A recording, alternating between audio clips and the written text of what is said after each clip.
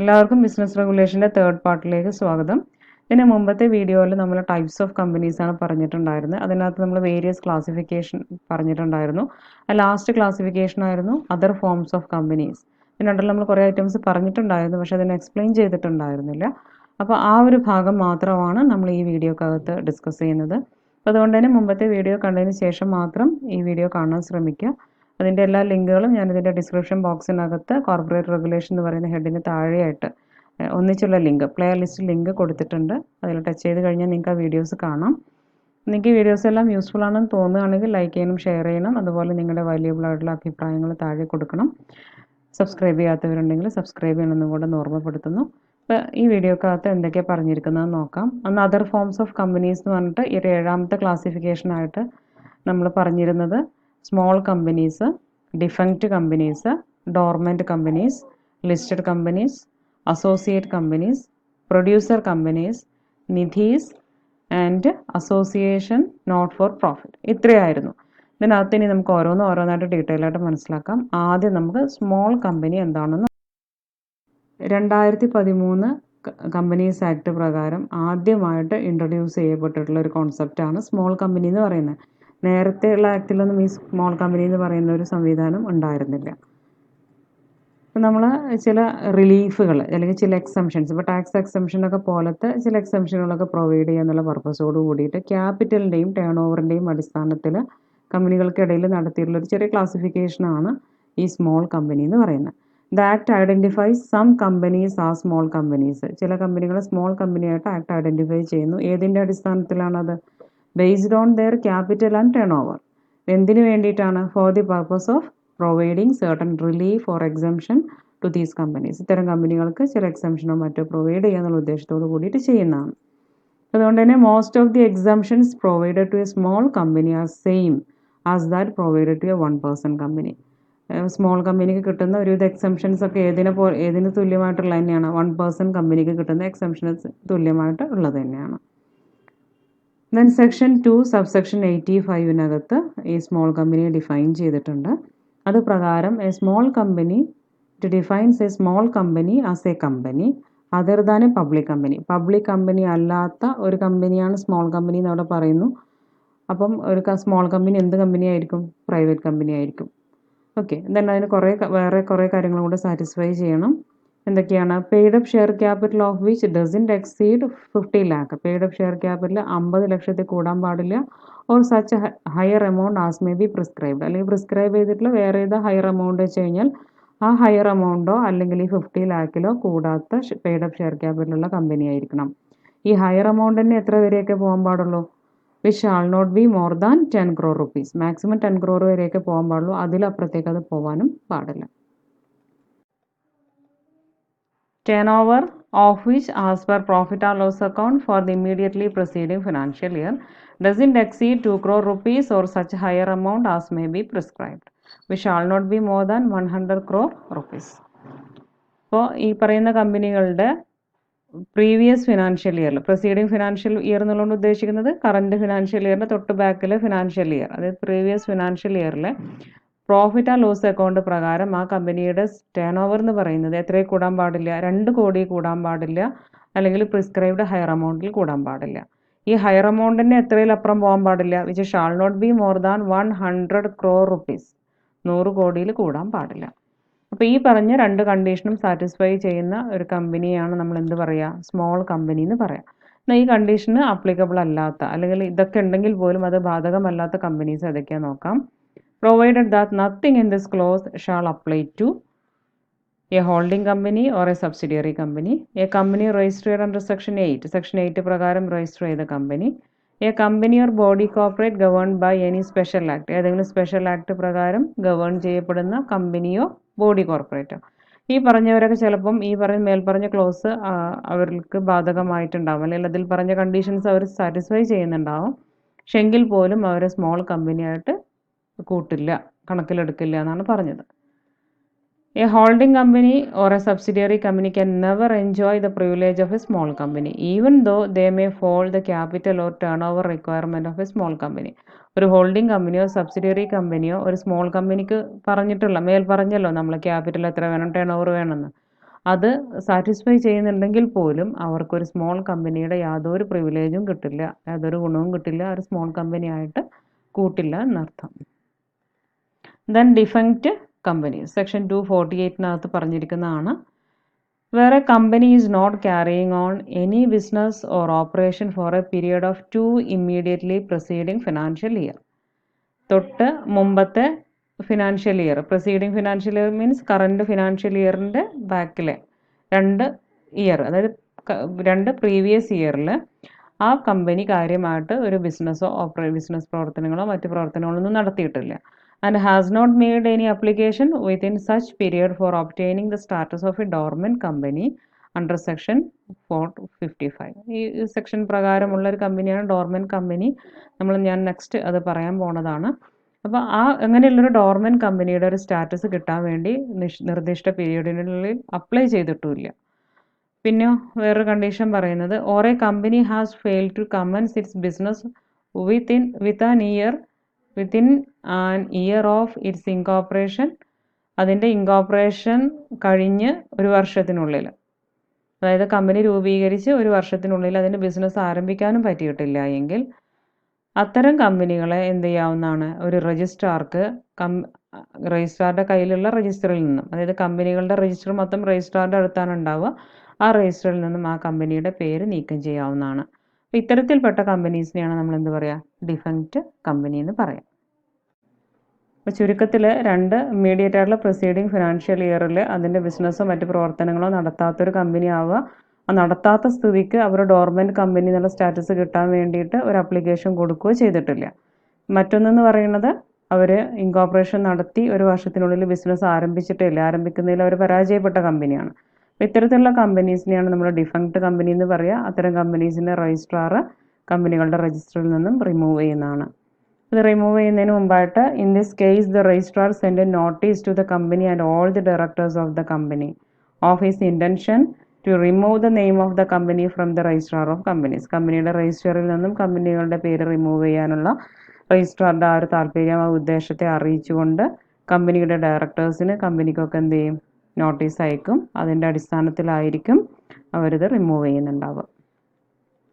Then dormant company section 455 ഇതിനെക്കുറിച്ച് പറഞ്ഞിരിക്കുന്നത്.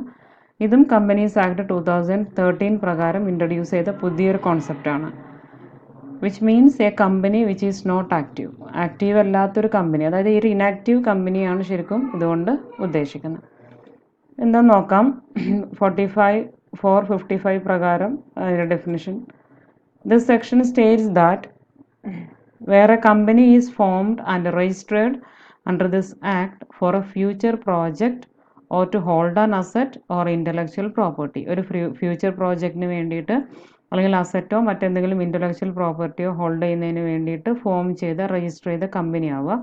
And has no significant accounting transaction, അതിന് significant accounting transaction ഒന്നും ഇല്ല. അതെന്താണ് ഈ സിഗ്നിഫിക്കൻ്റ് അക്കൗണ്ടിങ് ട്രാൻസാക്ഷൻ എന്താണെന്ന് ഞാൻ നെക്സ്റ്റ് പറയുന്നുണ്ട്. Such a company, അത്തരത്തിലുള്ള ഒരു company or an inactive company may make an application to the registrar in such a manner as may be prescribed for obtaining the status of a dormant company. അപ്പോൾ ഈ വകയിൽപ്പെട്ട കമ്പനികൾക്ക് എന്ത് ചെയ്യാവുന്നതാണ്, ഈ dormant company എന്നുള്ളൊരു status കിട്ടുന്നതിന് വേണ്ടിയിട്ട് നിർദ്ദിഷ്ട ഫോമിൽ നിർദ്ദിഷ്ട മാനദണ്ഡ പ്രകാരം രജിസ്ട്രാർക്ക് അപ്ലൈ ചെയ്യാവുന്നതാണ്. അപ്പോൾ രജിസ്ട്രാർക്ക് അത് ഓക്കെ ആണെന്ന് തോന്നുകയാണെങ്കിൽ രജിസ്ട്രാർ ഇങ്ങനെ ഒരു സ്റ്റാറ്റസ് അലോ ചെയ്യും. അപ്പോൾ ഇങ്ങനെ ഒരു സ്റ്റാറ്റസ് കിട്ടിയിട്ടുള്ള കമ്പനികൾ, ഈ പറഞ്ഞ സ്വഭാവവിശേഷങ്ങളുള്ളവർ അപ്ലൈ ചെയ്ത് അവർക്ക് ആ സ്റ്റാറ്റസ് കൊടുത്തു കഴിഞ്ഞാൽ പിന്നീട് ആ കമ്പനി അറിയപ്പെടുന്ന പേരാണ് ഡോർമെൻറ്റ് കമ്പനി എന്ന് പറയുന്നത്. അപ്പോൾ ഇതിനകത്ത് 2 ടേം പറഞ്ഞു, സിഗ്നിഫിക്കൻ്റ് അക്കൗണ്ടിങ് ട്രാൻസാക്ഷൻ എന്ന് പറഞ്ഞു, ഒരു ഇനാക്റ്റീവ് കമ്പനി എന്ന് പറഞ്ഞു. ഇത് രണ്ടും എന്താണെന്ന് ഫർദറായിട്ട് എക്സ്പ്ലെയിൻ ചെയ്യുന്നുണ്ട്. എന്താണെന്ന് നോക്കാം. The act further explains an inactive company and significant accounting transaction. Inactive company means a company which has not been carrying on any business or operation or has not made any significant accounting transaction during the last 2 financial year. കഴിഞ്ഞ അവസാനത്തെ 2 financial ഇയറിലായിട്ട് യാതൊരു business പ്രവർത്തനങ്ങളും നടത്തിയിട്ടില്ല, അല്ലെങ്കിൽ ഈ പറഞ്ഞ significant accounting transaction നടത്തിയിട്ടില്ല. Or has not filed financial statement and annual return during the last 2 financial years. കഴിഞ്ഞ 2 വർഷമായിട്ട് ലാസ്റ്റത്തെ 2 ഫിനാൻഷ്യൽ ഇയറിലായിട്ട് ഫിനാൻഷ്യൽ സ്റ്റേറ്റ്മെൻറ്റുകളോ ആനുവൽ റിട്ടേണോ സമർപ്പിച്ചിട്ടില്ല. അപ്പോൾ ഇത് ഈ പറഞ്ഞ ഏതെങ്കിലും ഒരു സ്വഭാവം, ഈ 3 ഏതെങ്കിലും ഒരു സ്വഭാവം വരുന്ന കമ്പനിയെ നമുക്ക് ഇനാക്റ്റീവ് കമ്പനി എന്ന് പറയും. സിഗ്നിഫിക്കൻ്റ് അക്കൗണ്ടിംഗ് ട്രാൻസാക്ഷൻ എന്താണെന്ന് നോക്കാം. Significant accounting transaction means any transaction other than, താഴെ കുറച്ച് ഐറ്റംസ് പറയാൻ പോകുന്നുണ്ട്, അതല്ലാത്ത എല്ലാ ട്രാൻസാക്ഷനുകളെയും നമുക്ക് എന്ത് പറയാം? സിഗ്നിഫിക്കൻ്റ് അക്കൗണ്ടിംഗ് ട്രാൻസാക്ഷൻ എന്ന് പറയാം. അപ്പോൾ ഏതാണ് ഈ അല്ലാത്ത ഐറ്റംസ് എന്ന് നോക്കാം. Payment of fees by a company to the registrar, company രജിസ്ട്രാർക്ക് കൊടുക്കേണ്ടുന്ന fees. Payment made by it means company to fulfil the requirement of this act or other law, ഈ ആക്ട് പ്രകാരം മറ്റേതെങ്കിലും ലോ പ്രകാരമോ കൊടുക്കേണ്ടതായിട്ടുള്ള പേയ്മെൻറ്റുകൾ. Allotment of shares to fulfil the requirement of this act, ഈ act പ്രകാരം പറഞ്ഞിട്ടുള്ള രീതിയിൽ ഷെയറിൻ്റെ allotment. Payment for maintenance of its office and records, ആ ഒരു കമ്പനിയുടെ ഓഫീസിൻ്റെയോ അതിൻ്റെ റെക്കോർഡ്സിൻ്റെയോ മെയിൻ്റനൻസുമായി ബന്ധപ്പെട്ട് വരുന്ന പേയ്മെൻറ്റുകൾ. ഈ പറഞ്ഞതെല്ലാം ഒഴികെയുള്ള എല്ലാ ട്രാൻസാക്ഷനെയും നമുക്ക് എന്ത് പറയാം? സിഗ്നിഫിക്കൻ്റ് അക്കൗണ്ടിംഗ് ട്രാൻസാക്ഷൻ എന്ന് പറയാം. The registrar on consideration of the application shall allow the status of a dormant company to the applicant and issue the certificate for the same. ഇപ്പോൾ മേൽ പറഞ്ഞ ആപ്ലിക്കേഷൻ കിട്ടിക്കഴിഞ്ഞാൽ രജിസ്ട്രാർക്ക് അത് പരിഗണിക്കാവുന്നതും അതിൽ പരിശോധന നടത്താവുന്നതും പിന്നെ സ്യൂട്ടബിൾ ആണെങ്കിൽ, എല്ലാം മാച്ച് ആണെങ്കിൽ, എല്ലാം കംപ്ലൈ ചെയ്യുന്നുണ്ടെങ്കിൽ ഡോർമെൻറ്റ് കമ്പനി എന്നുള്ള സ്റ്റാറ്റസ് അലോ ചെയ്യാവുന്നതാണ്. അത് കാണിച്ചുകൊണ്ടുള്ള ഒരു സർട്ടിഫിക്കറ്റും ഇഷ്യൂ ചെയ്യുന്നതാണ്. Then the registrar shall maintain a register of dormant companies. അപ്പോൾ ഡോർമെൻറ്റ് കമ്പനി ആയിട്ട് വകയിരുത്തിയ കമ്പനികളുടെ എല്ലാം തന്നെ ഒരു സെപ്പറേറ്റ് രജിസ്ട്രാർ കീപ്പ് ചെയ്യേണ്ടതുണ്ട്. രജിസ്ട്രാർ അവരുടെ ഓഫീസിൽ കീപ്പ് ചെയ്യേണ്ടതുണ്ട്. A dormant company shall have, dormant company ആയിക്കഴിഞ്ഞാൽ അതിനുണ്ടായിരിക്കേണ്ട അത്യാവശ്യം വേണ്ട ഘടകങ്ങൾ എന്തൊക്കെയാണെന്ന് നോക്കാം. 2 പോയിന്റ്സ് ഉണ്ട്. A dormant company shall have such minimum number of directors, minimum number of directors ഉണ്ടായിരിക്കണം. File such documents and pay such annual fees as may be prescribed to the registrar to retain its dormant position. Dormant position കിട്ടിക്കഴിഞ്ഞാൽ അത് നിലനിർത്തി പോകണം എന്നുണ്ടെങ്കിൽ registrar പറഞ്ഞത് പ്രകാരം എത്രയാണോ annual fees അടക്കാൻ പറഞ്ഞിരിക്കുന്നത് അത് പേ ചെയ്തിരിക്കണം. എന്തെല്ലാം ഡോക്യുമെൻറ്റ്സ് ആണോ ഫയൽ ചെയ്യാൻ പറഞ്ഞിരിക്കുന്നത് അതെല്ലാം ഫയൽ ചെയ്തിരിക്കണം. ഈ പറയുന്ന കാര്യങ്ങൾ ഒരു ഡോർമെൻറ്റ് കമ്പനി പാലിച്ചുകൊണ്ട് പോകണം എന്നാണ് പറയുന്നത്. The dormant company may become an active company on an application made in this regard, accompanied by such documents and fees as may be prescribed. അപ്പോൾ ഡോർമെൻ്റ് ആയി കഴിഞ്ഞൊരു കമ്പനി ലൈഫ് ലോ അങ്ങനെ തുടരണമെന്നൊന്നുമില്ല. ഒരു സാധാ കമ്പനി പോലെ ഒരു ആക്റ്റീവ് കമ്പനിയായിട്ട് അതിന് പ്രവർത്തിക്കാവുന്നതാണ്. അതിന് വേണ്ടിയിട്ട് വീണ്ടും ഒരു അപ്ലിക്കേഷൻ കൊടുത്താൽ മതി. അപ്ലിക്കേഷൻ്റെ കൂടെ എന്തെല്ലാം ഡോക്യുമെൻറ്റ്സ് ഒക്കെയാണോ നിയമപ്രകാരം പറയുന്നത് അതും അത് പ്രകാരം പറഞ്ഞ് ഫീസും ഒക്കെ കൊടുത്തു കഴിഞ്ഞാൽ അതിനൊരു ആക്റ്റീവ് കമ്പനിയായി പ്രവർത്തിക്കാൻ പറ്റും. Then suo moto action by ROC means registrar of company എന്നാണ്. അവർക്ക് സ്വമേധയാ ചെയ്യാവുന്ന കാര്യം. സിയോമോട്ടോ മീൻസ് സ്വമേധയാ എന്നുള്ളതാണ്. അതായത് ഇപ്പോൾ നേരത്തെ നമ്മൾ ഈ ഡോർമെൻറ്റ് കമ്പനി ആവണമെന്നുണ്ടെങ്കിൽ ആ പറയുന്ന കമ്പനികൾ മുന്നിട്ടിറങ്ങി ആപ്ലിക്കേഷൻ കൊടുക്കണമെന്ന് പറഞ്ഞു. അതല്ലാതെയും അങ്ങനെ അല്ലാത്ത സിറ്റുവേഷനിലും രജിസ്ട്രാർക്ക് തന്നെ ഇനീഷ്യേറ്റീവ് എടുത്തിട്ട് ഒരു കമ്പനിയെ ഡോർമെൻറ്റ് കമ്പനി ആക്കാം. അതെങ്ങനെയാണെന്ന് നോക്കാം. Apart from voluntary application of declaring to be a dormant company, dormant കമ്പനിയായി ഡിക്ലെയർ ചെയ്യാൻ വേണ്ടി സ്വമേധയാ ആപ്ലിക്കേഷൻ കൊടുക്കുന്നതിന് പുറമെ clause 4 of section 45 states about the suo moto declaration of ROC. ഈ സിയോമോട്ടോ സ്വമേധയാ, അതായത് രജിസ്ട്രാർ തന്നെ മുന്നിട്ടിറങ്ങി അത് അങ്ങനെ ഒരു ഡോർമെൻറ്റ് കമ്പനിയായിട്ട് ഡിക്ലെയർ ചെയ്യുന്നതുമായി ബന്ധപ്പെട്ടൊരു കാര്യം ഇതിനകത്ത് പറഞ്ഞിട്ടുണ്ട്. സെക്ഷൻ 45 ക്ലോസ് 4 പറഞ്ഞിട്ടുണ്ട്. As per this section, in case of a company which has not filed final statements or annual return for 2 financial years എന്നാണ്, consecutively, അതായത് 2 തുടർച്ചയായ, കോൺസിക്യൂട്ടീവ്ലി മീൻസ് അടുത്തടുത്ത 2 വർഷങ്ങൾ, 2 ഫിനാൻഷ്യൽ ഇയറുകളിൽ ഫിനാൻഷ്യൽ സ്റ്റേറ്റ്മെൻറ്റുകളോ ആനുവൽ റിട്ടേണോ ഫയൽ ചെയ്യാത്ത കമ്പനി. നമ്മളിപ്പോൾ ഒരു ഇനാക്റ്റീവ് കമ്പനിക്ക് 2-3 കാര്യങ്ങൾ പറഞ്ഞിട്ടുണ്ടായിരുന്നു. അതിൽ ലാസ്റ്റ് പറഞ്ഞ ഐറ്റം ആയിരുന്നു ഇത്. 2 ഫിനാൻഷ്യൽ ഇയറുകളിൽ ഫിനാൻഷ്യൽ സ്റ്റേറ്റ്മെൻറ്റോ ആനുവൽ റിട്ടേണോ സമർപ്പിക്കാതിരിക്കുക എന്നുള്ളത്. അപ്പം അങ്ങനത്തെ കമ്പനികളെ സംബന്ധിച്ചിടത്തോളം രജിസ്ട്രാർക്ക് എന്ത് ചെയ്യാവുന്നതാണ്? കമ്പനിക്കൊരു നോട്ടീസ് അയച്ചുകൊണ്ട് ഡോർമെൻറ്റ് കമ്പനി എന്നുള്ള രീതിയിൽ ആ കമ്പനിയെ മാറ്റാവുന്നതാണ്. The registrar shall issue a notice to that company and enter the name of such company in the register maintained for dormant companies. Dormant കമ്പനീസിന് വേണ്ടി മെയിൻറ്റെയിൻ ചെയ്ത രജിസ്റ്ററിലേക്ക് അതിൻ്റെ പേര് മാറ്റി എഴുതാവുന്നതാണ്. Further, as per clause 6 of section 455, The registrar shall strike off the name of a dormant company from the register of dormant companies which has failed to comply with the requirements of this section. അപ്പോൾ നമ്മളൊരു dormant company ആണെങ്കിലും അത് follow ചെയ്യേണ്ട കുറച്ച് conditions തൊട്ട് മുമ്പ് പറഞ്ഞിരുന്നു.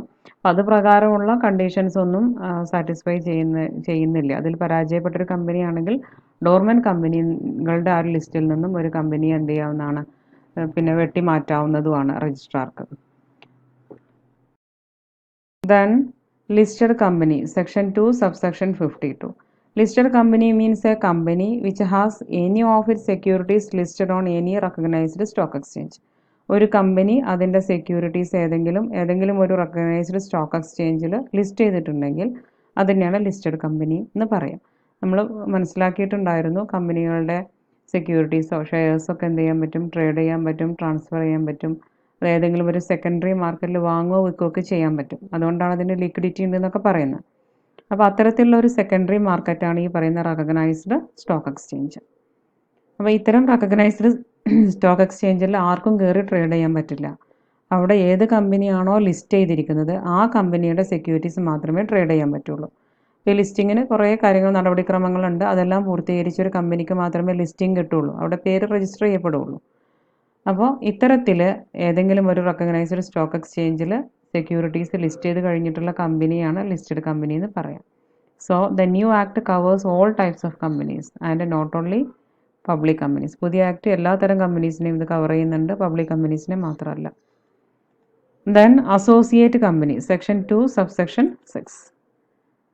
Associate company ആദ്യം നമുക്കൊരു എക്സാമ്പിൾ നോക്കാം. അപ്പോൾ എ എന്ന് പറയുന്നതും ബി എന്ന് പറയുന്നതും രണ്ട് കമ്പനീസാണ്. അതിൽ എ എന്ന് പറയുന്നത് ഒരു അസോസിയേറ്റ് കമ്പനിയാണ്. ബിൻ്റെ അസോസിയേറ്റ് കമ്പനിയാണ് എങ്കിൽ ബിക്ക് എന്തുണ്ടാവും, എ എന്ന് പറയുന്ന കമ്പനിയിന്മേൽ ഒരു സിഗ്നിഫിക്കൻ്റ് ഇൻഫ്ലുവൻസ് ഉണ്ടാവും. ഇപ്പോൾ ബിക്ക് എൻ്റെ മേലെ സിഗ്നിഫിക്കൻ്റ് ഇൻഫ്ലുവൻസ് ഉണ്ടെങ്കിൽ പോലും അതെന്താവില്ല, ഒരു സബ്സിഡിയറി കമ്പനി ആവില്ല. ഒരു ഹോൾഡിംഗ് കമ്പനിയും സബ്സിഡിയറി കമ്പനിയും നിങ്ങൾക്കറിയാം. ഹോൾഡിംഗ് കമ്പനിക്ക് ആരിൽ നല്ല സ്വാധീനം ഉണ്ടാവും, ഒരു സബ്സിഡിയറി കമ്പനിയിൽ നല്ല ഇൻഫ്ലുവൻസ് ഉണ്ടാവും. പക്ഷെ അതുപോലെ ഒരു ഇൻഫ്ലുവൻസ് ഈ പറയുന്ന ബി എന്ന് പറയുന്ന കമ്പനിക്ക് എ എന്ന് പറയുന്ന അസോസിയേറ്റ് കമ്പനിയുടെ മുകളിൽ ഉണ്ടെങ്കിൽ പോലും എനെ എന്തായിട്ട് കരുതില്ല, സബ്സിഡിയറി കമ്പനിയായിട്ട് കൂട്ടില്ല. ഇനി നമുക്ക് ഈ മീനിങ് ഒന്ന് നോക്കാം. Associate company in relation to another company means, മറ്റൊരു കമ്പനിയുമായി ബന്ധപ്പെടുത്തി ഒരു കമ്പനി അസോസിയേറ്റ് കമ്പനി എന്ന് പറയുന്നതുകൊണ്ട് അർത്ഥമാക്കുന്നത് a company in which that the other company has significant influence. മറ്റേ കമ്പനിക്ക് എന്തുണ്ടായിരിക്കും, ഈ പറയുന്ന കമ്പനിയിന്മേൽ ഒരു സിഗ്നിഫിക്കൻ്റ് ഇൻഫ്ലുവൻസ് ഉണ്ടാവും. But which is not a subsidiary company of the company having such influence. ആർക്കാണോ ഈ പറഞ്ഞ സ്വാധീനമുള്ളത് ആ കമ്പനിയുടെ ഒരു സബ്സിഡിയറി കമ്പനി ആവുമൊന്നുമില്ല മറ്റേ company. And includes A joint venture company. ഇതിനകത്ത് ഏത് വരും, പക്ഷേ ജോയിൻറ്റ് വെഞ്ചർ കമ്പനി വരും. അപ്പോൾ എന്താണ് ഈ സിഗ്നിഫിക്കൻ്റ് ഇൻഫ്ലുവൻസ് എന്നുള്ളതാണ്. സിഗ്നിഫിക്കൻ്റ് ഇൻഫ്ലുവൻസ് എന്നുള്ളതുകൊണ്ട് ഉദ്ദേശിക്കുന്നത് മൊത്തം വോട്ടിംഗ് റൈറ്റിൽ 20% എങ്കിലും വോട്ടിംഗ് റൈറ്റ് ഉണ്ടായിരിക്കുക, അതിന്മേൽ കൺട്രോൾ ഉണ്ടായിരിക്കുക എന്നുള്ളതാണ്. അതായത് അത്രത്തോളം ഷെയർ ഹെൽഡ് ചെയ്യുന്നുണ്ടാവും, അപ്പോഴാണ് ആ വോട്ടിംഗ് പവർ മറ്റുള്ളവർക്ക് കിട്ടുന്നത്. അതുപോലെ തന്നെ മറ്റേതെങ്കിലും എഗ്രിമെൻറ്റ് പ്രകാരം ബിസിനസ് ഡിസിഷനിൽ പാർട്ടിസിപ്പേഷനുള്ള ഒരു അവസരം ഉണ്ടായിരിക്കുക. അപ്പോൾ ഈ പറയുന്ന ഏതെങ്കിലും ഒന്നിലൂടെയാണ് സിഗ്നിഫിക്കൻ്റ് ഇൻഫ്ലുവൻസ് ഉണ്ടാകുന്നത്.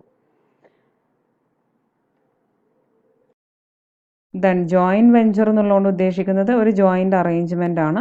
അതിനകത്ത് ആ അറേഞ്ച്മെൻറ്റിന്മേൽ കൺട്രോളുള്ള ആളുകളെ സംബന്ധിച്ചിടത്തോളം ആ അറേഞ്ച്മെൻറ്റിൻ്റെ നെറ്റ് അസറ്റിന്മേലും അവർക്ക് റൈറ്റ് ഉണ്ടായിരിക്കും എന്നുള്ളതാണ്. Then producer company.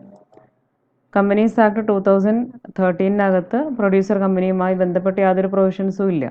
അത് കമ്പനീസ് ആക്ട് 1956 പ്രകാരം മാത്രമേ ഉള്ളൂ. അതുകൊണ്ട് തന്നെ the producer company are still governed by the Companies Act 1956. Companies Act 1956 വെച്ചിട്ട് തന്നെയാണ് ഇപ്പോഴും പ്രൊഡ്യൂസർ കമ്പനീസ് ഗവേൺ ചെയ്യപ്പെടുന്നത്. ഇതിൽ according to provisions as prescribed under section 581A subsection 1, a producer company means a body corporate having objects or activities specified in section 581B and registered as producer company under this act. ആക്ടിലെ section 581A subsection I പ്രകാരം അതിലെ provisions പ്രകാരം പറഞ്ഞിരിക്കുന്നത് producer company എന്ന് പറഞ്ഞു കഴിഞ്ഞാൽ 581B എന്ന് പറയുന്ന ഒരു സെക്ഷനിൽ പറഞ്ഞിട്ടുള്ള ഏതാനും ഒബ്ജക്ട്സ് ആൻഡ് ആക്ടിവിറ്റീസ് ഉണ്ട്, അതുള്ള ബോഡി കോർപ്പറേറ്റ് ആയിരിക്കുക, അത് ഈ ആക്ട് പ്രകാരം പ്രൊഡ്യൂസർ കമ്പനിയായി രജിസ്റ്റർ ചെയ്തിട്ടുണ്ടായിരിക്കുക. അങ്ങനെയുള്ള സ്ഥാപനങ്ങളെയാണ് നമ്മൾ പ്രൊഡ്യൂസർ കമ്പനി എന്ന് പറയും. സിമ്പിളായിട്ട് പറയുകയാണെങ്കിൽ the membership of producer company is open to such people who themselves are the primary producers. That is persons engaged in an activity connected with or related to primary produce.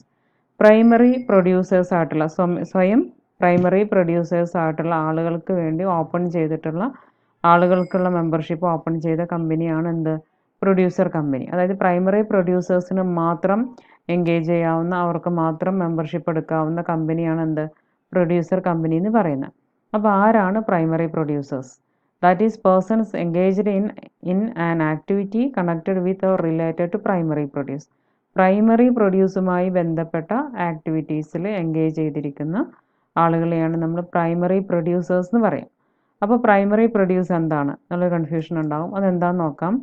Primary produce means produce of farmers arising from agriculture. അഗ്രികൾച്ചറിൽ നിന്നും മറ്റും farmers produce ചെയ്യുന്ന ഐറ്റംസിനെയാണ് നമ്മൾ primary produce എന്ന് പറയാം.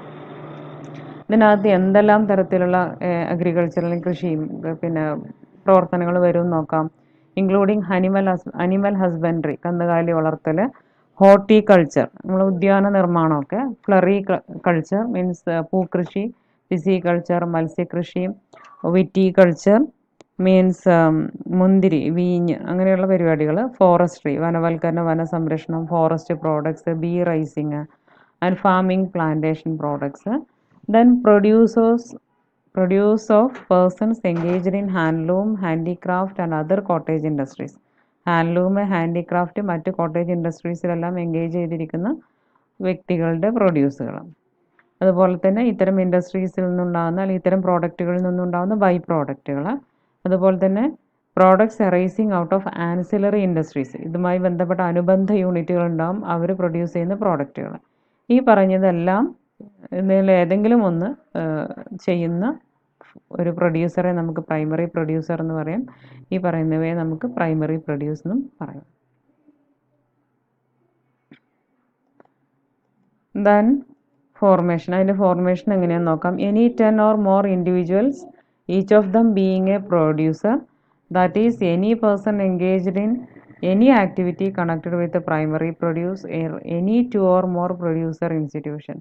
ഏതെങ്കിലും 10 അതിൽ കൂടുതലോ individuals, each of them being a producer, എല്ലാവരും എന്തുതന്നെയായിരിക്കണം? ഈ പറയുന്ന പ്രൈമറി പ്രോഡക്റ്റ് പ്രൊഡ്യൂസ് ചെയ്യുന്നവരായിരിക്കണം.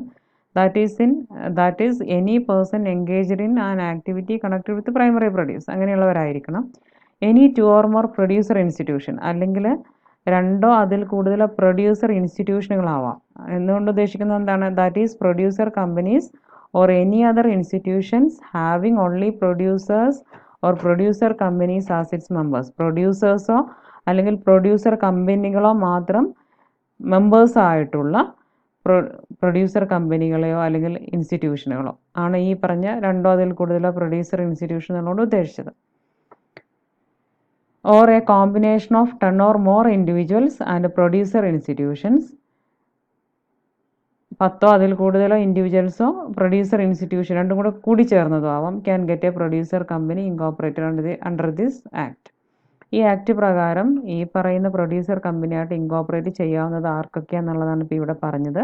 10 അതിൽ കൂടുതലോ ഇൻഡിവിജ്വൽസ്, ഈ പറയുന്ന പ്രൈമറി പ്രോഡക്റ്റുകൾ പ്രൊഡ്യൂസ് ചെയ്യുന്ന ആക്ടിവിറ്റീസിൽ എൻഗേജ് ചെയ്തിട്ടുള്ള പ്രൊഡ്യൂസേഴ്സ്, അങ്ങനെയുള്ള വ്യക്തികൾ, അങ്ങനെയുള്ള 10 അതിൽ കൂടുതലോ വ്യക്തികൾക്ക് ചേർന്നിട്ടുണ്ടാക്കാം. അല്ലെങ്കിൽ 2 അതിൽ കൂടുതലോ പ്രൊഡ്യൂസർ ഇൻസ്റ്റിറ്റ്യൂഷന് ചേർന്നിട്ടുണ്ടാക്കാം. ആ പ്രൊഡ്യൂസർ ഇൻസ്റ്റിറ്റ്യൂഷൻ എന്ന് പറഞ്ഞാൽ എന്തൊക്കെ വരും എന്നുള്ളതാണ് ഇവിടെ ഫർദറായിട്ട് എക്സ്പ്ലെയിൻ ചെയ്തത്. അതായത് പ്രൊഡ്യൂസേഴ്സ് മാത്രമുള്ളതോ, ഇങ്ങനത്തെ പ്രൊഡ്യൂസേഴ്സ് മാത്രമുള്ളതോ അല്ലെങ്കിൽ പ്രൊഡ്യൂസേഴ്സ് കമ്പനീസോ മെമ്പേഴ്സ് ആയിട്ടുള്ള സ്ഥാപനങ്ങളെയാണ് നമ്മൾ ഈ പ്രൊഡ്യൂസർ ഇൻസ്റ്റിറ്റ്യൂഷൻ എന്നുള്ളതുകൊണ്ട് ഉദ്ദേശിച്ചത്. അപ്പം അങ്ങനെയാവാം. അല്ലെങ്കിൽ ഈ പറയുന്ന ആദ്യം പറഞ്ഞ ഇൻഡിവിജ്വൽസിൻ്റെയും രണ്ടാമത് പറഞ്ഞ ഇൻസ്റ്റിറ്റ്യൂഷൻ്റെയും കൂടെ കോമ്പിനേഷൻ ആയിട്ടാവാം. അപ്പം ഇങ്ങനെ ആർക്ക് വേണമെങ്കിലും ഈ പ്രൊഡ്യൂസർ കമ്പനി ഫോം ചെയ്യാവുന്നതാണ്. And if the registrar is satisfied that all requirements of this act have been complied with in respect of registration and matters precedent and incidental thereto, he shall within 30 days of receipt of the document required for registration register the memorandum, article and other document if any, and issue certificate of incorporation under this act. ചുരുക്കി പറയുകയാണെങ്കിൽ രജിസ്ട്രാർക്ക് ഇതുമായി ബന്ധപ്പെട്ടുകൊണ്ടുള്ള applications എല്ലാം സമർപ്പിക്കും. അതെല്ലാം പരിശോധിച്ച് എല്ലാം ഓക്കെയാണെന്ന് രജിസ്ട്രാർക്ക് തോന്നിക്കഴിഞ്ഞാൽ അതിൻ്റെ മെമ്മോറാണ്ടം രജിസ്റ്റർ ചെയ്യും, അതിൻ്റെ ആർട്ടിക്കിൾസ് എല്ലാം രജിസ്റ്റർ ചെയ്ത് പിന്നെ അതിന് ഇൻകോർപ്പറേഷൻ്റെ സർട്ടിഫിക്കറ്റ് ഇഷ്യൂ ചെയ്യും എന്നാണ് പറയുന്നത്. Company shall be termed as limited and the liability of the members will be limited to the amount if any unpaid on the shares. കമ്പനിക്ക് ലിമിറ്റഡ് എന്നുള്ള പേര് കൊടുത്തിട്ടുണ്ടായിരിക്കണം. ഇനി അതിൻ്റെ മെമ്പേഴ്സിൻ്റെ ലയബിലിറ്റി ആണെങ്കിൽ അത് ലിമിറ്റഡ് ആയിരിക്കും. The company shall be termed as limited and the liability of the members will be limited to the amount if any unpaid on the shares. കമ്പനിക്ക് limited എന്നുള്ള പേര് ചേർത്തിട്ടുണ്ടായിരിക്കണം. കമ്പനിയുടെ മെമ്പേഴ്സിൻ്റെ ലയബിലിറ്റി ആണെങ്കിൽ ലിമിറ്റഡ് ആയിരിക്കുകയും ചെയ്യും. അത് ഷെയറിന്മേൽ ഇനി വല്ലതും പേ ചെയ്യാനുണ്ടെങ്കിൽ അൺപെയ്ഡ് പോർഷൻ വല്ലതും ഉണ്ടെങ്കിൽ ലയബിലിറ്റി ഉണ്ടാവും, അല്ലെങ്കിൽ അവർക്ക് ലയബിലിറ്റി ഉണ്ടാവില്ല. Then objects. The objects of producer company shall include one or more of the 11 items specified in the act. ഈ ആക്ടിനകത്ത് പറഞ്ഞിട്ടുള്ള 11 ഐറ്റംസ് ഉണ്ട്. അതിലേതെങ്കിലും ഒന്നോ അല്ലെങ്കിൽ അതിൽ കൂടുതലോ ഐറ്റംസ് പെട്ടെന്ന് ഒന്നായിരിക്കണം കമ്പനിയുടെ, ഈ പ്രൊഡ്യൂസർ കമ്പനിയുടെ ഒബ്ജക്ട്സ് എന്ന് പറയുന്നത്. ഒബ്ജക്റ്റീവ്സിൽ വരണം അതിൽ പറഞ്ഞിരിക്കുന്ന ഏതെങ്കിലും ഒന്ന്. ദ മോർ ഇമ്പോർട്ടൻറ്റ് ബീയിങ്, അതിലേറ്റവും പ്രധാനപ്പെട്ട ഏതാനും എണ്ണം താഴെ കൊടുക്കുന്നു. Production, harvesting, procurement, grading, pooling, handling, marketing, selling, export of primary produce of members or import of goods or services for their benefit. അപ്പോൾ ഈ പറഞ്ഞ ആക്ടിവിറ്റീസ് എല്ലാം എക്സ്പോർട്ട് അടക്കം ഉള്ള ആക്ടിവിറ്റീസ് ആ ഒരു കമ്പനിയിലെ മെമ്പേഴ്സായിട്ടുള്ളവർ എന്ന് പറയുമ്പോൾ ആരെന്നെയായിരിക്കും? പ്രൈമറി പ്രൊഡ്യൂസേഴ്സ് ആയിരിക്കും. അവർ ഈ പറഞ്ഞ ആക്ടിവിറ്റീസോ അല്ലെങ്കിൽ ആ പറയുന്ന കമ്പനിക്ക് അല്ലെങ്കിൽ ആ ഒരു പ്രൊഡ്യൂസേഴ്സിന് ബെനിഫിറ്റിന് വേണ്ടിയിട്ടുള്ള ഗുഡ്സോ സർവീസസോ ഇമ്പോർട്ട് ചെയ്യുകയോ ചെയ്യുന്നത് അതിൻ്റെ ഒരു ഒബ്ജക്റ്റീവ് ആവാം. പിന്നെ processing including preserving, drying, distilling, brewing, vending, canning and packaging of produce of its members. Processing, ഈ പറയുന്ന പ്രോസസ്സിങ്ങുകളിൽ ഏതും അതിൻ്റെ ഒബ്ജക്റ്റീവ് ആവാം. പിന്നെ പ്രിസർവിങ്, നമ്മൾ ഫുഡൊക്കെ കേടാവാത്ത രീതിയിൽ സൂക്ഷിക്കുന്ന രീതിയാവാം. ഡ്രൈയിങ് മീൻസ് ഉണക്കുന്നത്, ഡിസ്റ്റിലിംഗ് മീൻസ് വാറ്റ്, അങ്ങനെയുള്ള പരിപാടികൾ. ബ്രീവിംഗ് മീൻസ് കൂട്ടിച്ചേർക്കൽ, ഒന്നോ രണ്ടോ ഐറ്റംസ് ചേർത്ത് മിക്സ് ചെയ്യുക, അങ്ങനെയുള്ള പരിപാടികൾ. വെൻഡിങ് മീൻസ് പ്രോസസ്സുകളാണ് പറയുന്നത്, അതിന് എന്തെങ്കിലും ദോരം കൊടുക്കുക, അങ്ങനെയുള്ള കാര്യങ്ങളൊക്കെ ചെയ്യുന്നത്. ക്യാനിങ് എന്ന് പറയുന്നത് ടിന്നിലടച്ച് ഭദ്രമാക്കുന്ന പ്രോഡക്റ്റിനെയാണ് നമ്മൾ പറയുക. അപ്പോൾ ആ ഒരു പ്രോസസ്സാണ് canning. And packaging of produce of its members, അതിൻ്റെ പാക്കേജിങ് തുടങ്ങിയ കാര്യങ്ങൾ എന്തെങ്കിലും അതിൻ്റെ ഒബ്ജക്റ്റീവ് ആവാം. Then manufacture, sale or supply of machinery, equipment or consumables mainly to its members. മെഷീനറിയോ അല്ലെങ്കിൽ എക്യുപ്മെൻറ്റോ മറ്റ് കൺസ്യൂമബിൾസ് എന്തെങ്കിലും മാനുഫാക്ചർ ചെയ്യുകയോ സെയിൽ ചെയ്യുകയോ സപ്ലൈ ചെയ്യുകയോ ചെയ്യുക അതിൻ്റെ മെമ്പേഴ്സിന് തന്നെ. ദ അതർ ഒബ്ജക്ട്സ് ഇൻക്ലൂഡ്സ്, മറ്റ് ഒബ്ജക്റ്റുകൾ എന്ന് പറയുന്നത് rendering technical or consultancy services, ഈ പറയുന്നതൊക്കെ റെൻഡർ ചെയ്യുക, നൽകുക. ഇൻഷുറൻസ് ആവാം. Generation, transmission and distribution of power, പവറിൻ്റെ ഉൽപ്പാദനം, വിതരണം, അങ്ങനെയുള്ള കാര്യങ്ങൾ. And revitalisation of land and water resources. Revitalisation പറയുമ്പം പുനർജന്മം കൊടുക്കുക, അങ്ങനെയൊക്കെയുള്ള മീനിങ് ആണ്. അപ്പോൾ അതുകൊണ്ട് ഉദ്ദേശിക്കുന്നത് ഇപ്പോൾ ലാൻഡ്, വാട്ടർ റിസോഴ്സുകൾ അതിനെയൊക്കെ തന്നെ ഒന്ന് മെച്ചപ്പെടുത്തിയത്, ഇപ്പോൾ വാട്ടർ റിസോഴ്സ് ആണെങ്കിൽ അത് ക്ലീൻ ചെയ്ത് അങ്ങനെ നല്ലൊരു ലെവലിലേക്ക് ആക്കിയെടുക്കുന്ന പ്രോസസ്സ് ആവണം. Then promoting techniques of mutuality and mutual assistance, mutual അസിസ്റ്റൻസിൽ സഹായിക്കുന്ന രീതിയിലുള്ള ടെക്നിക്കുകൾ പ്രൊമോട്ട് ചെയ്യുക. Welfare measures and providing education on mutual assistance principles, ഈ മ്യൂച്വൽ അസിസ്റ്റൻസ് പ്രിൻസിപ്പിളിന്മേൽ എഡ്യൂക്കേഷൻ കൊടുക്കുക. ഇങ്ങനെയുള്ള എന്തെങ്കിലും ഒബ്ജക്ട്സ് ആവാം. Every producer company shall deal primarily with the produce of its active members for carrying out any of its objects specified. Every producer company shall deal primarily with the produce of its active members. എല്ലാ producer കമ്പനിയും പ്രധാനമായിട്ടും ചെയ്യേണ്ടത് അവരുടെ active മെമ്പേഴ്സിൻ്റെ produce കൈകാര്യം ചെയ്യുക എന്നുള്ളതാണ്. Four carrying out any of its objects specified, ഈ specify ചെയ്ത ഒബ്ജക്ട്സ് ഏതെങ്കിലും ഒന്ന് ക്യാരി ഔട്ട് ചെയ്യുന്നതിന് വേണ്ടിയിട്ട്. Then nidhis. Nidhis means a company which has been incorporated with the object of cultivating the habit of thrift and savings amongst its members. നിധി എന്ന് പറയുന്നത് ഒരു company തന്നെയാണ്. അത് എന്തിനു വേണ്ടിയിട്ട് ഫോം ചെയ്യുന്നതാണ്?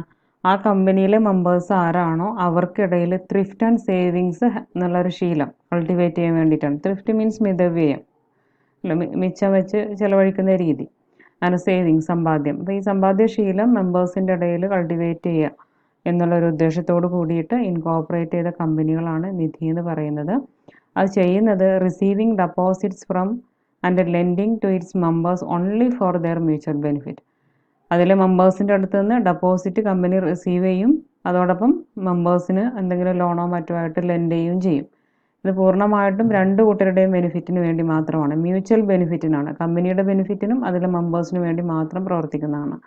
And which complies with such rules as are prescribed by central government for regulation of such class of companies. അപ്പോൾ ഇത്തരം ക്ലാസ് ഓഫ് കമ്പനീസിൻ്റെ റെഗുലേഷന് വേണ്ടിയിട്ട് സെൻട്രൽ ഗവൺമെൻറ് പ്രിസ്ക്രൈബ് ചെയ്ത ഏതാനും റൂൾസ് ഉണ്ട്. അത് ഈ പറയുന്ന നിധീസ് എന്ത് ചെയ്തിരിക്കണം, കംപ്ലൈ ചെയ്തിരിക്കണം, അനുസരിച്ചിരിക്കണം.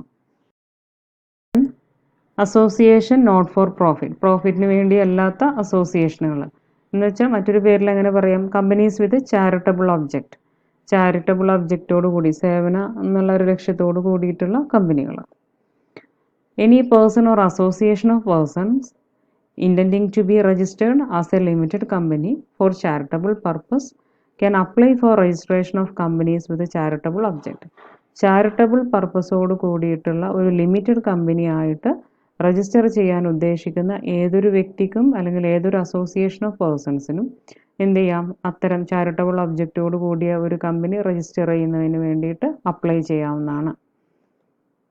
എന്നിരുന്നാലും it shall prove to the satisfaction of the central government that, എന്നിരുന്നാലും സെൻട്രൽ ഗവൺമെൻറ്റിൻ്റെ ഏതാനും കാര്യങ്ങളിലുള്ള സാറ്റിസ്ഫാക്ഷൻ അവർ നേടിയിട്ടുണ്ടായിരിക്കണം, അല്ലെങ്കിൽ സെൻട്രൽ ഗവൺമെൻറ്റിന് ചില കാര്യങ്ങൾ സാറ്റിസ്ഫൈ ചെയ്യിച്ചിട്ടുണ്ടാവണം, എങ്കിൽ മാത്രമേ ഈ പറയുന്ന രജിസ്ട്രേഷൻ പൂർത്തീകരിക്കാൻ സാധിക്കുകയുള്ളൂ, പെർമിഷൻ കിട്ടുകയുള്ളൂ. എന്തൊക്കെയാണത്? Its objects includes the promotion of commerce, art, science, sports, education, research, social welfare, religion, charity, protection of environment or any such other objects. ഇപ്പോൾ ഈ പറഞ്ഞ കാറ്റഗറിയിൽപ്പെട്ട ഏതെങ്കിലും ഒരു കാര്യം അല്ലെങ്കിൽ ഇത്തരം ഒരു ഒബ്ജക്റ്റ് വരുന്ന ഇനി വേറെ എന്തെങ്കിലും ആക്ടിവിറ്റീസ് ഉണ്ടോ, അത്തരം കാര്യങ്ങളുടെ ഒക്കെ തന്നെ പ്രൊമോഷൻ, ഇതിനെ പ്രൊമോട്ട് ചെയ്യുക എന്നുള്ളതായിരിക്കണം ഇതിൻ്റെ ഒരു ഒബ്ജക്റ്റ് എന്ന് പറയുന്നത്. ഇതിൽ പറഞ്ഞ ഏതെങ്കിലും ഒന്നിൻ്റെ പ്രൊമോഷൻ അതിൻ്റെ ഒബ്ജക്റ്റിനകത്ത് വന്നിട്ടുണ്ടായിരിക്കണം. Then the company on incorporation intends to apply its profit, if any, or other income in promoting such objects. ഇത്തരം കമ്പനികൾക്ക് എന്തെങ്കിലും പ്രോഫിറ്റ് ഉണ്ടാക്കാൻ സാധിക്കുകയാണെങ്കിൽ, ചെറിയ എന്തെങ്കിലുമൊക്കെ ട്രേഡോ മറ്റോ നടത്തുന്നുണ്ടാവും, അപ്പോൾ എന്തെങ്കിലും പ്രോഫിറ്റ് ഉണ്ടാക്കുകയാണെങ്കിൽ അത്, അല്ലെങ്കിൽ മറ്റെന്തെങ്കിലും ഇൻകം ഉണ്ടാവുകയാണെങ്കിൽ അത് ഈ മേൽപ്പറഞ്ഞ രീതിയിലുള്ള ഒബ്ജക്റ്റുകൾ പ്രൊമോട്ട് ചെയ്യുന്നതിന് വേണ്ടിയിട്ട് അപ്ലൈ ചെയ്യാനുള്ളൊരു ഉദ്ദേശം അത്തരം കമ്പനികൾക്ക് ഉണ്ടായിരിക്കണം. The company intends to prohibit the payment of any dividend to its members. അപ്പോൾ ഇത്തരത്തിൽ പ്രോഫിറ്റ് ഉണ്ടാകുമ്പം അത് മെമ്പേഴ്സിൻ്റെ ഇടയിൽ ഡിവൈഡ് ചെയ്യാൻ പാടില്ല, അത് ഡിവൈഡ് ചെയ്യുന്ന കാര്യം പ്രൊഹിബിറ്റ് ചെയ്യാൻ, നിഷേധിക്കുക എന്നുള്ളൊരു ഉദ്ദേശം കമ്പനിക്ക് ഉണ്ടായിരിക്കണം. അപ്പോൾ ഇത്രയും കാര്യങ്ങളൊക്കെ ഉണ്ടെന്ന് തോന്നുകയാണെങ്കിൽ, സെൻട്രൽ ഗവൺമെൻറ് സാറ്റിസ്ഫൈഡ് ആണെങ്കിൽ മാത്രമേ അവർക്ക് ഈ പറയുന്ന രീതിയിലുള്ള രജിസ്ട്രേഷൻ സാധ്യമാവുള്ളൂ. അപ്പോൾ central government issue licence which such condition as it deems fit, എല്ലാം ഓക്കെയാണെന്ന് തോന്നുകയാണെങ്കിൽ സെൻട്രൽ ഗവൺമെൻറ് ലൈസൻസ് ഇഷ്യൂ ചെയ്യും. And allow the registration of such person or association of person as limited company. അപ്പോൾ ആ ഒരു വ്യക്തികളെ അല്ലെങ്കിൽ അസോസിയേഷൻ ഓഫ് പേഴ്സണായിട്ടാണോ അപ്ലൈ ചെയ്തിരിക്കുന്നതെങ്കിൽ അതിന് ലിമിറ്റഡ് കമ്പനി എന്നുള്ള രീതിയിൽ രജിസ്ട്രേഷൻ അലോ ചെയ്യും. എന്ത് ചെയ്യില്ല? Without the addition to its name of the word limited. Limited company ആണെങ്കിൽ കൂടിയും പേരിൻ്റെ കൂടെ ലിമിറ്റഡ് എന്നുള്ള വാക്ക് ചേർക്കില്ല. ഇനി പ്രൈവറ്റ് കമ്പനി ആയിട്ടാണെങ്കിൽ പ്രൈവറ്റ് ലിമിറ്റഡ് എന്നാണല്ലോ വരിക. അപ്പോൾ പ്രൈവറ്റ് ലിമിറ്റഡ് എന്നോ അല്ലെങ്കിൽ ലിമിറ്റഡ് എന്നോ എന്താണ് സിറ്റുവേഷൻ വെച്ചാൽ ആ സിറ്റുവേഷൻ അനുസരിച്ച് ആ ഒരു ടേം പേരിൻ്റെ കൂടെ ചേർക്കില്ല എന്നാണ് പറഞ്ഞത്. എങ്കിൽ പോലും ലിമിറ്റഡ് കമ്പനി ആയിട്ട് തന്നെ ഇവരെ രജിസ്റ്റർ ചെയ്ത് കൊടുക്കുന്നതാണ്. ഇപ്പോൾ സെൻട്രൽ ഗവൺമെൻറ് ആണ് എല്ലാ കാര്യങ്ങളും ചെയ്യാൻ നമ്മൾ പറഞ്ഞു. എങ്കിൽ പോലും the power of the central government is delegated to the registrar of companies having jurisdiction over the area where the registered office of the company is proposed to be situated. Is proposed ആണ്. Central ഗവൺമെൻറ്റിൻ്റെ ഈ power ആർക്ക് delegate ചെയ്തിട്ടുണ്ടാവും? കൈമാറിയിട്ടുണ്ടാവും ROCക്ക്, registrar of കമ്പനീസിന് കൈമാറിയിട്ടുണ്ടാവും. ഏത് രജിസ്ട്രാർക്കാണ് കൊടുക്കുക? ഈ പറയുന്ന കമ്പനിയുടെ, ഇപ്പോൾ രജിസ്റ്റർ ചെയ്യാൻ പോകുന്ന ആ ഒരു കമ്പനിയുടെ ഓഫീസ് എവിടെയാണോ സിറ്റുവേറ്റ് ചെയ്യാനുള്ള സാധ്യതയുള്ളത്, രജിസ്റ്റേർഡ് ഓഫീസ് എവിടെയാണോ വരിക, ആ ഒരു പ്രദേശത്തിൻ്റെ അധികാര പരിധിയുള്ള രജിസ്ട്രാർ ഓഫ് കമ്പനീസ് ആരാണോ അവരിലേക്ക് ഇതിൻ്റെ പവർ കൈമാറിയിട്ടുണ്ടാവും. അതുകൊണ്ട് തന്നെ application for registering such companies, അത്തരം കമ്പനികൾക്ക് രജിസ്ട്രേഷന് വേണ്ടിയിട്ട് നമ്മൾ ആപ്ലിക്കേഷൻ കൊടുക്കേണ്ടത് എവിടേക്കാണ്? അത്തരം ROCക്കാണ്. അല്ലാതെ സെൻട്രൽ ഗവൺമെൻറ്റിലേക്ക് ആപ്ലിക്കേഷൻ അയക്കേണ്ട ആവശ്യമില്ല. ആ ഒരു ഏരിയയിലുള്ള രജിസ്ട്രാർ ഓഫ് കമ്പനീസിനാണ് കൊടുക്കേണ്ടത്. ഇത്രയാണ് നമുക്ക് അതർ ഫോംസ് ഓഫ് കമ്പനീസിൽ പറയാനുള്ളത്. ഈ പറയുന്ന കാര്യങ്ങൾ നേരത്തെ കഴിഞ്ഞ വീഡിയോയിൽ പറഞ്ഞ ടൈപ്സ് ഓഫ് കമ്പനീസിൻ്റെ തുടർച്ചയാണെന്ന് ഞാൻ പറഞ്ഞു. അതുകൊണ്ട് തന്നെ essay ക്വസ്റ്റ്യൻസ് ഒക്കെ വരുന്ന സമയത്ത് ഇതും കൂടെ ചെറിയ തോതിലെങ്കിലും ഉൾപ്പെടുത്തി നിങ്ങൾ എഴുതണം. അപ്പോൾ മാത്രമേ അത് കംപ്ലീറ്റ് ആവുള്ളൂ. പലപ്പോഴും essay ക്വസ്റ്റ്യൻസ് ഒക്കെ ഈ ടൈപ്സ് ഓഫ് കമ്പനീസുമായി ബന്ധപ്പെട്ട് ചോദിച്ചിട്ടുണ്ട്. അപ്പോൾ അതുകൊണ്ട് നിങ്ങളിതും കൂടെ ചേർത്തിട്ട് അത് എഴുതാൻ ശ്രമിക്കുക. 2 വീഡിയോസും കാണുക. നിങ്ങളുടെ സൗകര്യാർത്ഥം നോട്ട്സ് പ്രിപ്പയർ ചെയ്യുക. അപ്പോൾ നിങ്ങൾക്കത് യൂസ്ഫുൾ ആണെന്ന് തോന്നുകയാണെങ്കിൽ ലൈക്ക് ചെയ്യണം, ഷെയർ ചെയ്യണമെന്ന് ഞാൻ പറഞ്ഞു. അതുപോലെ തന്നെ നിങ്ങളുടെ വാല്യുബിൾ ആയിട്ടുള്ള അഭിപ്രായങ്ങൾ, ഇനി എന്തൊക്കെ ഇമ്പ്രൂവ്മെൻ്റ് ആണ് നമ്മൾ വരുത്തേണ്ടത് എന്നുള്ള കാര്യങ്ങളും കൂടെ നിങ്ങൾക്ക് കൂടെ കമൻ്റായിട്ട് നൽകണമെന്ന് പ്രത്യേകം ഓർമ്മപ്പെടുത്തുന്നു. നമുക്ക് നെക്സ്റ്റ് വീഡിയോയിൽ കാണാം. നെക്സ്റ്റ് വീഡിയോയിൽ നമ്മൾ പ്രൈവറ്റ് കമ്പനിയും പബ്ലിക് കമ്പനിയും മനസ്സിലാക്കിയിട്ടുണ്ടായിരുന്നു. അതുമായി ബന്ധപ്പെട്ടുകൊണ്ട് കുറച്ച് കാര്യങ്ങളും കൂടെ പറയാനുണ്ട്, അവയുടെ ഡിഫറൻസ് അങ്ങനെയുള്ളതൊക്കെ. അപ്പോൾ അത് നമുക്ക് നെക്സ്റ്റ് വീഡിയോയിൽ പറയാം. നെക്സ്റ്റ് വീഡിയോയിൽ കാണാം. Till then bye.